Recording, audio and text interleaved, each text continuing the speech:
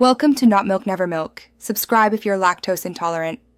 You start by confirming exactly what no escape is and where it lives. Once you know that, stop any running instances so nothing blocks removal. Make a quick backup now to avoid data loss, then open your file manager or admin console. Once done, elevate permissions if required, use run as admin or sudo, and navigate to the item. These first steps prevent permission errors later and let you proceed without interruptions. Now you perform the removal itself. You can try sending it to trash or use a secure delete tool for sensitive items. If GUI fails, switch to terminal commands. Use rmrf on Unix-like systems or del/f on Windows, but pause to confirm the path before you press enter.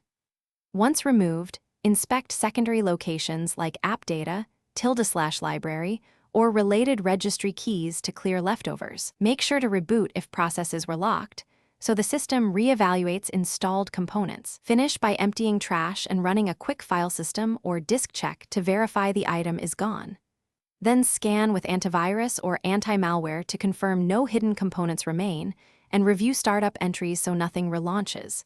If something went wrong, restore from your backup or trigger a system restore point. Alternatively, use safe mode to repeat deletion steps. One troubleshooting tip: if deletion fails, boot from external media and remove the file from outside the OS to bypass locks. Thanks for watching. If this was helpful, leave a like and consider subscribing. See you next time.